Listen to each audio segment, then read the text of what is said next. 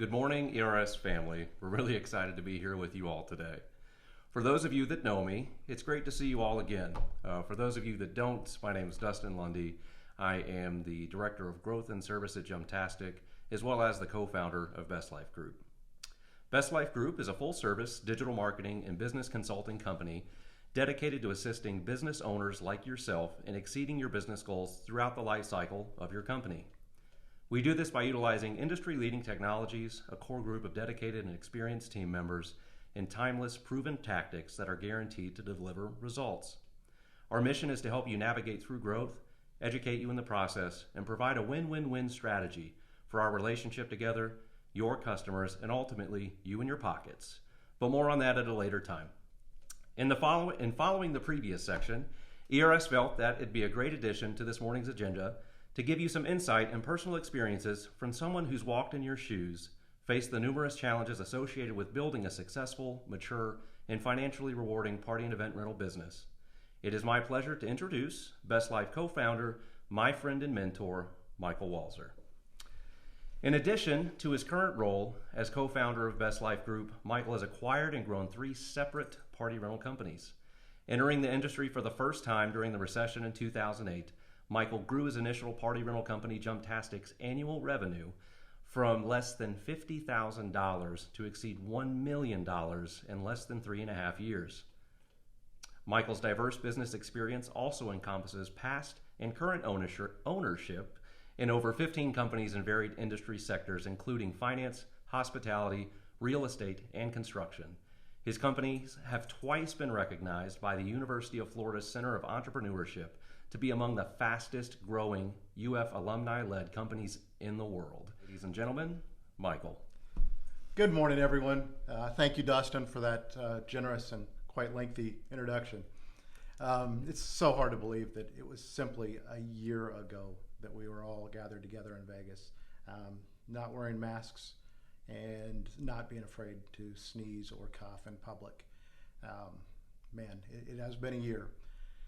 I am truly humbled to be here today to provide some insight into my business journey.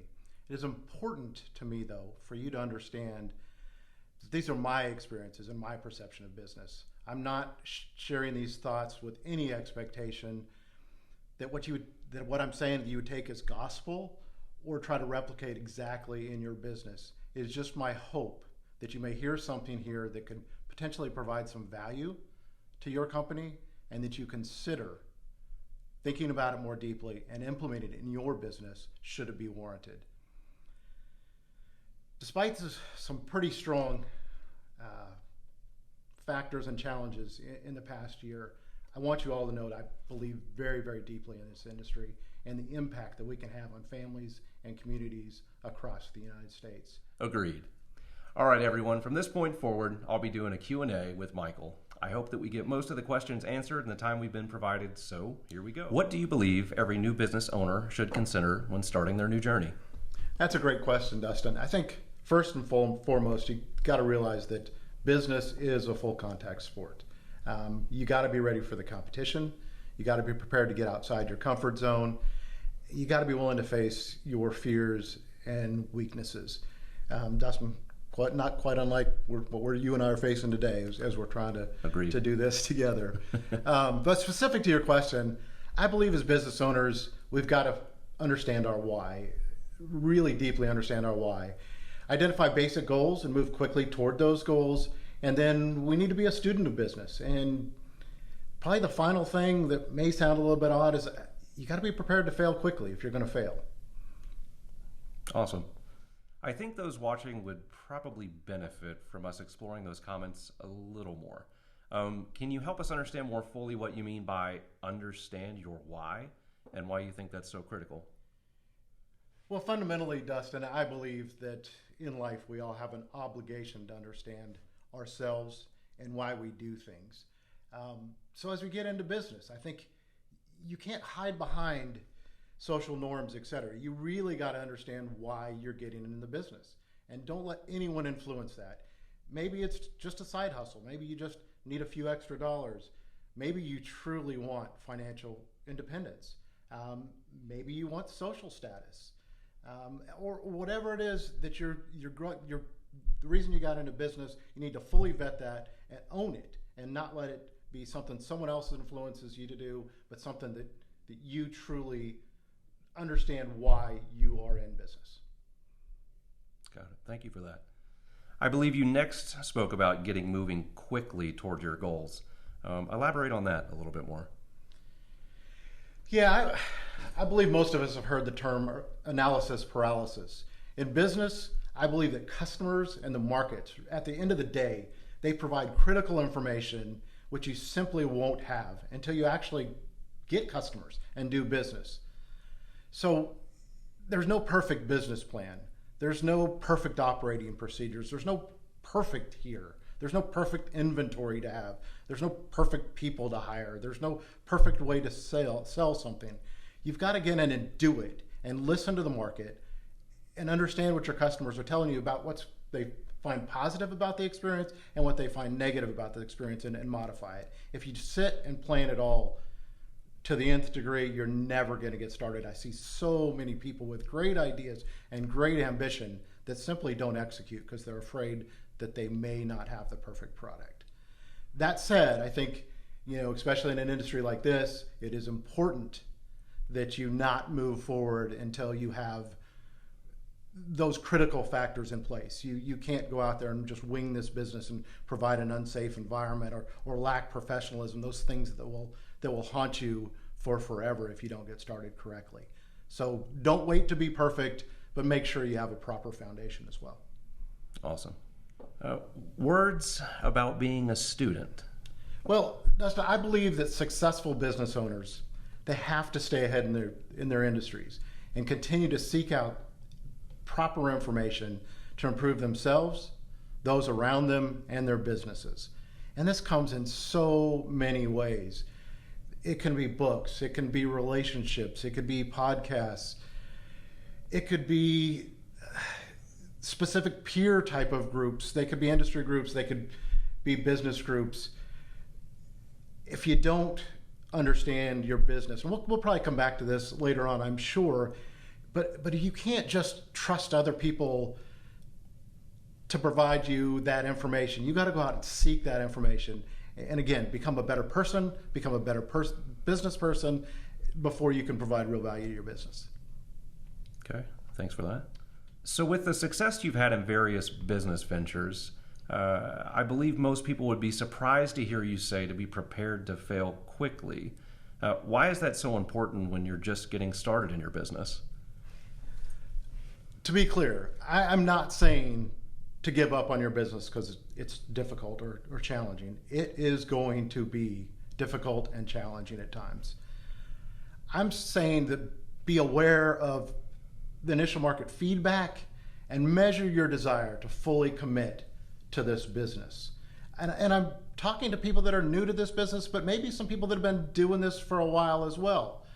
Your expectations when you're planning your business can be completely different than when you begin executing your plan.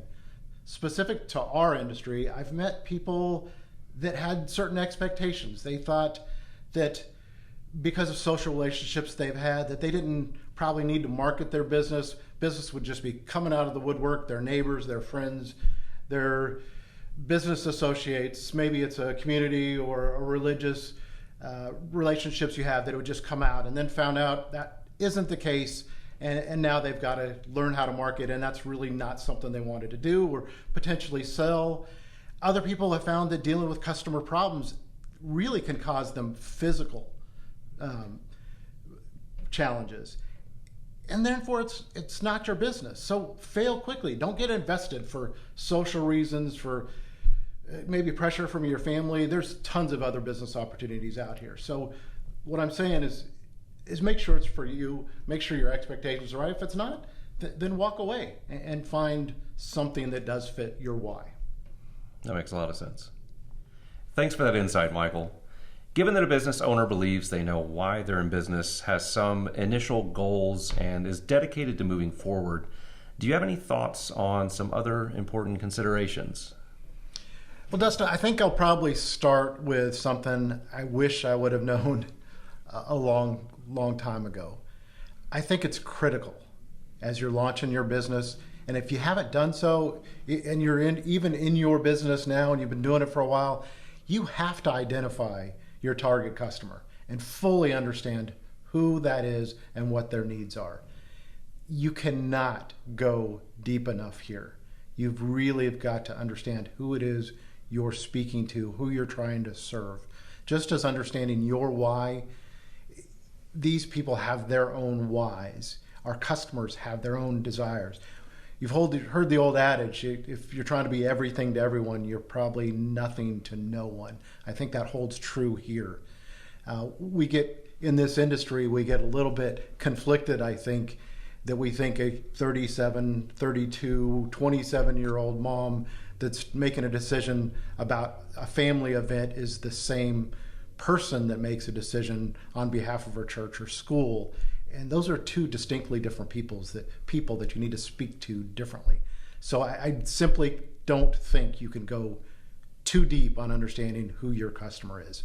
That'll allow you to challenge the norms of our industry, filter through some of the information that's out there that you may see in forums and chat rooms, and drill down and understand exactly why that won't work for you or why it will work for you in your customer. I hope that makes some sense.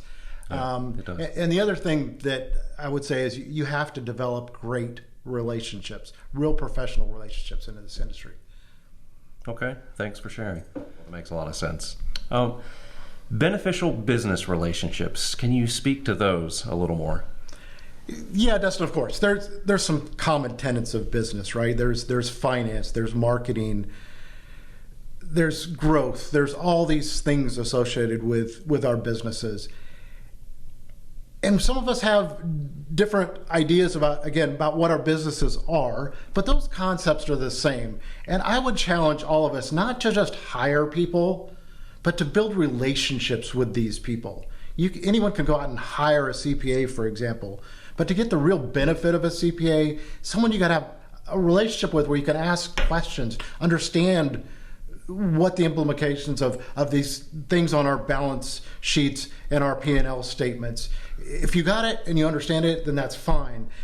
Again, on the legal side as well, and our insurance people, build relationships with these people. Don't just view them as transactions, because that leaves so much information in their hands instead of your own.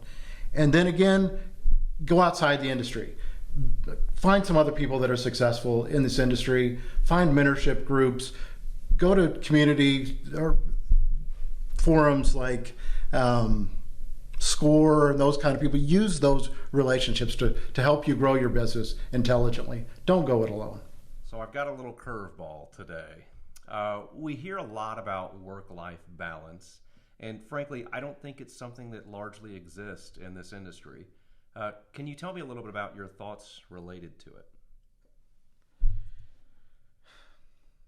Well, Dustin, just as understanding your why, I don't think there is a perfect nor a right or wrong answer when it comes to work-life balance. All of us have our own expectations, our own desires. It goes back to our why and why you got in business and what you're looking at in business. I think it's important to have balance. Don't get me wrong. I 100% think it's important to have balance. We have relationships that we should, I think, as humans, value more so than just our professional relationships. And we have an obligation to our families, to our spouses. Maybe it's a girlfriend, boyfriend, and maybe it's some social obligations that we've had. If I had to give just some singular, specific advice, understand what you're looking for in that balance, and then develop tools associated with that support you in doing that. For me, I'm always going to work hard. I'm going to work late at times. I'm going to work early at times. But my responsibility is when I'm not working and I'm at dinner or I'm with my family, is to be in that moment. Be intentional with your attention and your focus. Be just as focused on those obligations, those responsibilities as you are with your business. And then if you find that it's overwhelming you and your work-life balance gets out of kilter with your expectations, you've got to trust and start to find people and delegate those responsibilities so that you can be free to be in the moment when it's necessary. It makes a lot of sense. I would say most would say that's easier said than done, though. It's always easier said than done. Well, thank you for that. But that makes it no less important. Absolutely, absolutely. So I know you've developed relationships with some of the most successful business owners in the party and event rental industry. From your vantage point, what common attributes make these leaders so successful? I think it's important, given the challenge of the last year, that you've asked that question in the present tense, Dustin, because interestingly enough, as dramatic and challenging as the last year has been, as I've continued my relationships with these people, and success doesn't mean that they're the biggest companies. These are people that are still out there in their communities providing great services, sometimes more innovative than they were just a short time ago, but they're being successful. They're still hiring people. They're still providing these services, and they're doing it very, very well.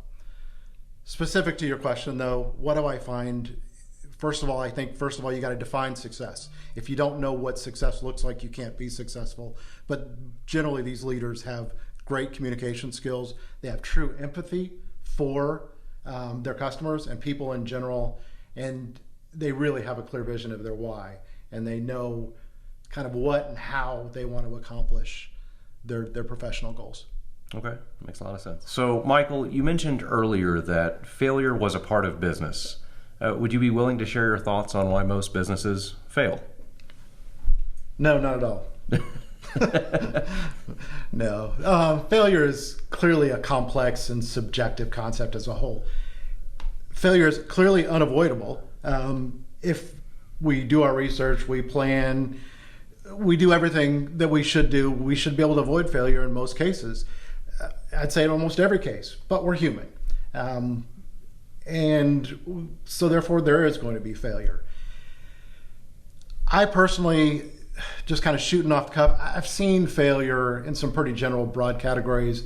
I myself have failed in some generally in the same manner when it's happened. Not having clear goals.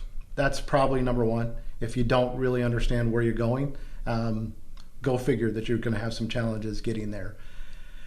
Not understanding your own weaknesses, or even being willing to look that you have weaknesses in some cases, and biases. I believe in the concept of unconscious bias. I think we all have those biases, and we need to listen to ourselves and those people around us. If commonalities keep coming up, and you're asking the right questions and really soliciting the right feedback from people, they're going to tell you some things that you need to listen to, and I think you need to recognize that.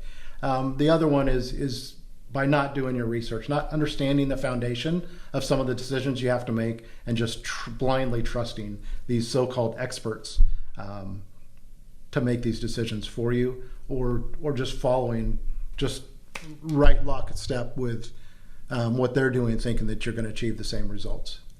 Got it. So we hear a lot about balance, and frankly, I don't think it's something that largely exists in this industry. Can you tell me your thoughts on it?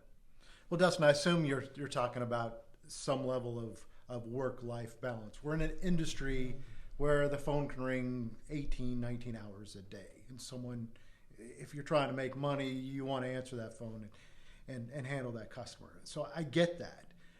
My gut is, my real strong feeling is the reason we can't maintain, most of us can't maintain that work-life balance, is because we're not really doing the work up front to provide that foundation of process, of people, that actually allows for you to trust the process, trust people to do that for you. So we're doing it, trying to go it all alone and doing it all ourselves.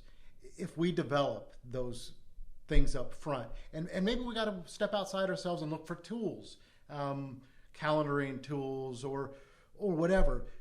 If we do the work up front to develop these processes and procedures, and we develop and train our people, that's our best hope for coming up with some type of work-life balance. Otherwise, you're always going to be at your email. You're always going to be at the phone. You're always going to be following up. You're always going to have to be the person that answers those critical questions, or just about any question in business, because there's no one else out there to do it. They don't know what to do, or you just simply don't trust people. So let me ask you a question, Dustin. We've worked together for a while, and I put a lot of pressure on you to perform. And I'm sure, because sometimes I don't manage work-life balance as well as I can, that I imprint that on you. So I'm going to ask the question to you. What do you think is important in maintaining work-life balance? And when that gets out of whack, what do you do about it? So this is coming from somebody who had zero work-life balance before. I promise you that. I used to work a job where it was 6 a.m. at night, or 6 a.m. in the morning till 11 p.m. at night, 6 days a week. And if we were really good, we got the Lord's Day.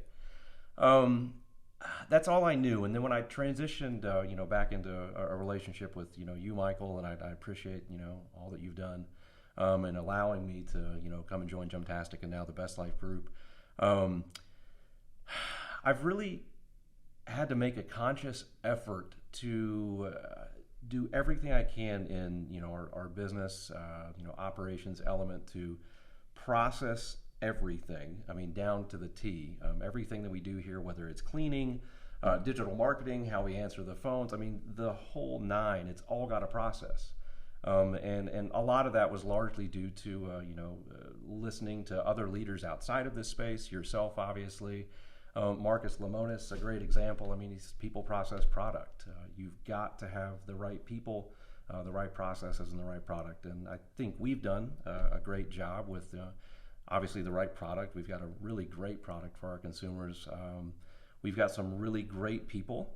That being said, sometimes we hire people that are really great and we put them in the wrong role. We've done a pretty solid job at transitioning people, putting them in other positions that I think they've been hugely successful. And then obviously lastly, the process part, we continue to refine them, every single year. And that's helped me a lot with work-life balance. My wife challenges me, God love her, on a daily and weekly basis to really be present when I'm with them. I was the guy, and like I'm sure a lot of folks listening to this and all around the world are, when you're really trying to grow something and develop a great operation that you're proud of, you're tethered to your phone and technology. And I checked the hundreds of emails daily, was micromanaging everything that everyone was doing, and it was until I was challenged by you and some others to take a step back, trust those folks, and develop great processes that they can follow and train them well. And in doing that, it's helped me immensely. And although I was getting more balance in my family time, or had more of a work-life balance there, something that I had to start really focusing on last year too was health and fitness. And I know that's something that you as well took on. And I think there was I'm going to speak for him. He just started eating better and working out more, and the guy lost 30 pounds. It's been hugely beneficial for, us here, obviously him, I'm sure his family and everything else. So he's been a role model at doing that. And then it was a huge part of my background before, so I just make a conscious effort every single morning to get up and go to the gym and start my day off right. So, and that's not all the pillars of work-life balance and whatnot, but I hope we've touched on a couple, and that helps others. Yeah, thanks for that. So one day I'm going to be as big as Dustin, but in a positive, muscular way. Oh, jeez. All right. So 15 companies and then some. You've done a lot of hiring in your day, a lot of interviews, meeting a lot of great people along the way, and some not so great. Elaborate a little bit about that journey and hiring good people, what that looks like. Yeah, I mean, obviously, not only have I had personal experience, Dustin, with tons of employees over the years, it's a conversation that comes up with almost every business owner that's out there. How do you get good employees? What makes your company different? And it always comes down to the people. It doesn't matter whether you're in the service business, whether you're in the e-commerce business, whether you're in the manufacturing business, they're critical. So a couple concepts that I think are important. One is we spend all this time getting to know our customers, or we should be. We need to do the same with our people. People are absolutely critical. We need to go out there and market. We don't just get to go out and try to select people from what's out there. We really need to tell our business story, get people's buy-in from the beginning, get the right people in the door.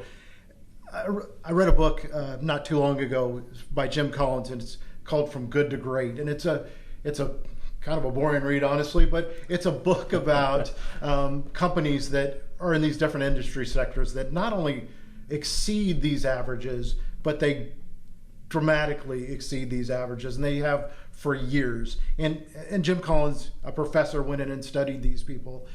And one of the common things that came from these studies, from other academic studies as well, was you're not going to change people through any process. You're through salaries, compensation, that kind of stuff, or training. You can improve upon the core character, but really money is only about attracting and retaining the right people. He talks so much about getting the right people on the bus and getting the wrong people off the bus quickly. And I've come to believe that very, very, very strongly. Don't compromise. Hire slowly. Use tools that are out there to vet these people, to truly understand who they are. Ask probing questions in interviews. Challenge the information that they give you. Slow that process down. And when you find that they don't fit, maybe you modify their roles, but if their character is off, or fundamentally you find disconnect, get rid of them quick. Protect your company culture and go right back into the well again, and roll up your sleeves and try to find good people. It's always going to be a challenge. It's always going to be a process, and just own it as that, and you'll come out on the right side of it more often than not. Long-winded, but makes a lot of sense. So Dustin, I answered your question more of a kind of a conceptually and a strategic level kind of answer. I believe that there's some people that are listening today that would benefit if you would describe specifically what we currently do inside of JumpTastic and the tools we use to hire for these positions that we have as we're coming into the season. Yeah, absolutely. So we've used numerous different softwares and systems to kind of take people through this pre-application, application hiring process. Some have been great, some not so great, but currently we post all of our job postings on Indeed. We've tried Facebook. It wasn't super helpful for us. We didn't get a lot of traction with it. But when we're doing these job postings within Indeed, generally speaking, we don't just do one. A lot of times we do 2 to 3 so that we can kind of learn through the amount of feedback or applications that we receive in which ones are better than others. And what I mean by better than others, we're marketing when we're doing this. A lot of people think that when you're marketing, it's just to your consumer. No, we're trying to attract really good quality people into our company.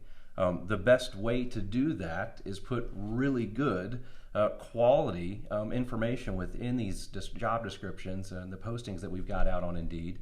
And I mean, clearly we've gotten completely different results when we put delivery driver or delivery driver $300 to $500 daily. One of those gets a lot more applications, I can promise you. And as we go through that process of reviewing the applications, generally what we do, because we found that hundreds of people are just literally clicking to apply at every single job in there. We normally have some questions they have to answer. A lot of them are yes, no's. But then outside of that, we always put at least one custom question in there where they actually have to type something in. If they're not willing to answer the questions and address the specific one, like, what in the job description, made you excited about applying for JumpTastic, we're not going to spend any time trying to reach out to them to interview them. And then depending on the role, we've actually done like video meet and greet kind of deals where we ask them to basically make their resume come alive. We do that a lot for any of our management positions, supervisor positions, and our customer care team. I'd like to get to know them a little bit before they come in the door, because we have a lot of people that apply. It gives us the benefit to see, if we need them to be joyous and, great on the phone with a customer. If they're not joyous and not great doing the video, then maybe that's not the right role for them. Outside of that, I think it speaks volumes to their character, if they're willing to do something like that before we've hired them. And honestly, it's been really successful for us. But once we bring them on board, we currently use a system called Rippling. It has made hiring and firing very, very easy through a lot of electronic processes. It took us a little bit of time to set the system up. There's other people in our space now that are using it, because we've mentioned to them and it's helped them a lot too. But literally, once you've got it set up, hiring is a couple of clicks of a button. You enter dates, pay rates, some various information. It sends the policy manual to them, job-specific manuals to them. So if they're going to be a delivery driver, they go ahead and get their delivery driver manual ahead of time to kind of understand the core foundations of the job, more so than what we've put within the application. They e-sign everything. They upload all their identification documents within it. Payroll is run through it. It's super, super seamless. And then we currently use another program for timekeeping purposes and whatnot, which marries with Rippling, so it makes payroll super, super simple. So that's just a little bit about our hiring process. Yeah, I think it's real insightful, and I think it's important to note that this, again, kind of circles back again to, how do you keep a work-life balance because obviously hiring takes a lot of effort and can consume so much time. And here we have developed processes that help us be more efficient in each one of those steps to result, hopefully, in a good, well-rounded, supportive team. Absolutely. All right. Thank you, Dustin. Thank you. So we've done a lot of talking about just business in general. We obviously talked about things to avoid, things to know. We've talked about people. Let's transition this. Let's do a little bit of talk about marketing. Often marketing is the most popular topic within conferences, online forums, Facebook, etc. What are your thoughts about marketing as a whole? Well, marketing is huge, is a broad subject, obviously, and we could probably talk for the next 4 or 5 hours and not hit all the relevant topics associated with marketing. If there's one thing that I would really want to interject in this conversation about marketing, though, is I think the one thing that I see that challenges me in light of all the other opportunities that I've had with other companies to build a marketing process and to result in sales is marketing's not its own thing. Marketing is part of a broader business processes. And I think people need to step back more often before they get so far down a single channel and understand, again, going back to what we talked about before, understand your customer. Understand your why you're in business. Your customer may not be someone else's customer. Therefore, their marketing channels may not be your marketing channel. And from a practical standpoint, Facebook, Instagram, AdWords, SEO, all of these concepts have to be in line with our critical business system. We all use ERS. That's why we're here. Some things work better when in line with that critical business system and fit more into our business process than other things. And only we can make that determination. It seems crazy, but I've seen people go down this road where they're being influenced to spend money on marketing water slides, for example, and they're wondering why their conversion rates are down, and to find out at the end of the day they don't even have enough water slides, and they're still being encouraged to spend money. They're not looking at their business as a whole, and I really think that before you start going down the road in any one of these, I think you need to educate yourself on all these channels, but you need to understand your business and understand the impact of what works and what doesn't work. I'll give you one practical experience I had way back when AdWords was still just kind of becoming a thing and not everyone was calling or emailing you 17 times a day or an hour to ask you to get you on first page of Google if you'll pay them. I actually did business with a company called Reach Local. Reach Local was a pay-per-click advertiser. And I did it for two companies. One was Jumptastic, and one was a construction-related company that I had. I had already went out and reached out and found ERS by that point, so we could do online ordering. And go figure, being on the first page of Google worked perfectly for Jumptastic. My other company, I spent the same amount of money to get on the first page of Google, but the results weren't the same. In fact, they were abysmal. I made a decision without contemplating the business as a whole, and that was a mistake. And I think it's absolutely critical that we really step back before we decide what channel to go to, is understand our customer, understand what we're trying to achieve through that marketing channel, and then understand the foundations and understand what we can bring to the table and what we need to go out and seek professional help for. All right, that makes a lot of sense. Thanks for sharing. So we're talking about marketing at a real high level in that question, and as we now have been doing digital marketing services for our companies and now several others across the United States, one of the most common things that I continue to hear and see is that folks are trying to latch on to every shiny object, every suggestion in a forum, and two, really relying heavily on their personal tastes. What insight could you give on that and why that may not be the best practice? Well, Dustin, obviously I said earlier, develop professional relationships. I think forums are important. It's an important tool that can really benefit our businesses, but it has to be in context. And I think forums are better, in my opinion, forums are better when it asks you have a technical question or a how-to question. Most often, if you see a post in a forum, people are asking questions like, what inventory should I buy, or how should I market it? And the responses are, again, based on other people's experiences and perceptions of the business. They don't start with, the responses don't come, well, tell me about your business. It comes with a specific answer. I think you should go to Facebook, or you should buy this combo, or this bounce house, or I like Jump Orange better, or I like HEC better. To make good informed decisions, you have to do your homework. Specific to marketing, since that's what we were talking about before, marketing is data, people. Decisions have to be made on good data. So take some of these ideas, vet them, put them in your potential arsenal, but make sure you have your business process structured in a way where you have the data to make those decisions. It may have been all over the place, but it comes down to make sure Google Analytics is in your system. Make sure Facebook pixels are there. Do it earlier, before you even need them.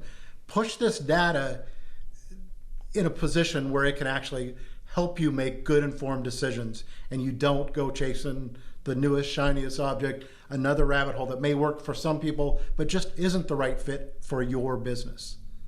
I hope that helps. Yeah, it does. And to elaborate a little bit more on the data, now that we've had some opportunity to work with some folks that have provided us with some digital marketing services well prior to this, we've spent a lot of time teaching ourselves in this process how to do it the right way. And now that we're working with others, I can tell you guys one thing that I've noticed time and time again. The data that they're getting back isn't clean. They're not doing the necessary things to filter out information that they don't need to see. And we were a victim of that too. So, we've paid, in years prior, folks to do some, work for us, and then come to find out it was set up incorrectly. They were giving us a mountain of data to, I think, honestly confuse us more than anything.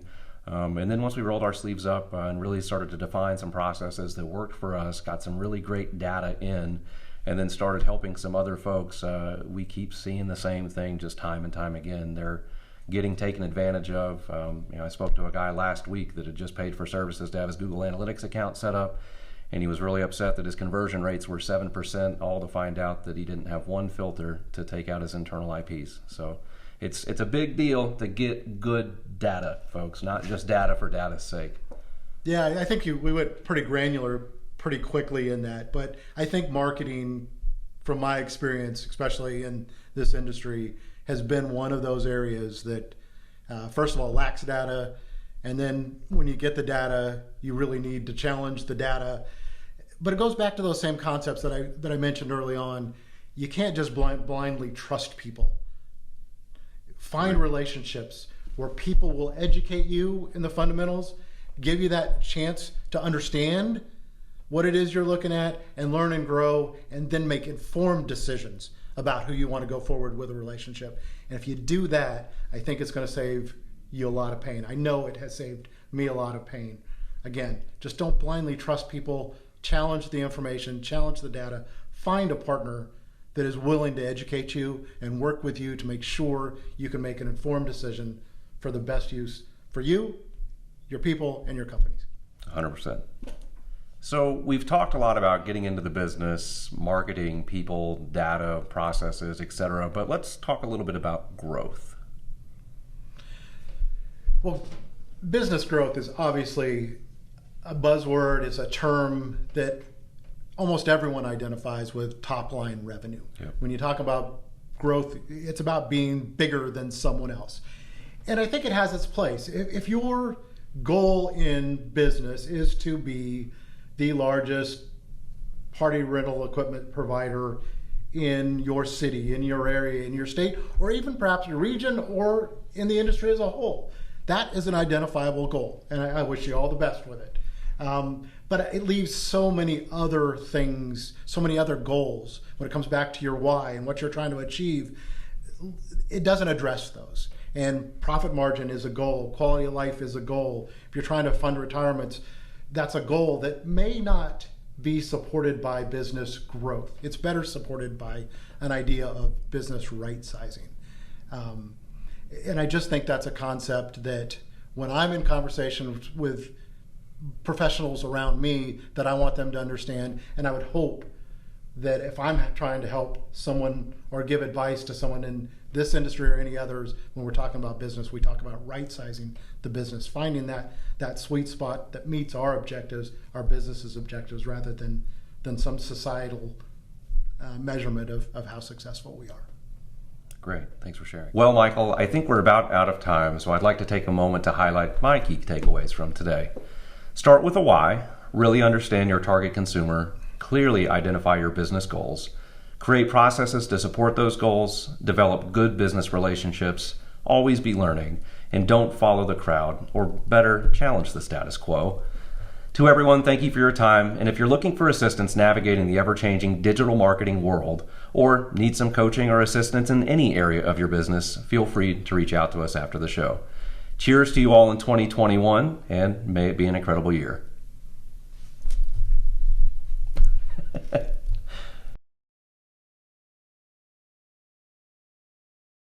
It is my pleasure to introduce BestLyfe co-founder, my friend, mentor, and Chuck Norris stunt double, Michael Walzer.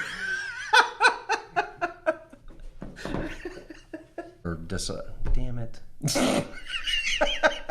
Okay, you gotta be afraid. Can't be afraid to fail. Yeah, that sucked. Start over again. Do it again. Okay. Start over again. We gotta pause.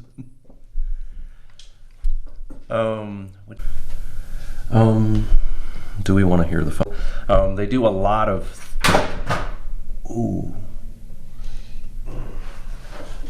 Hopefully that's all right. That's going to be on the outtake reel. Let's stop that. So we've talked a lot about getting into the business, marketing, people, data, a little bit about processes. What the fuck are we talking about?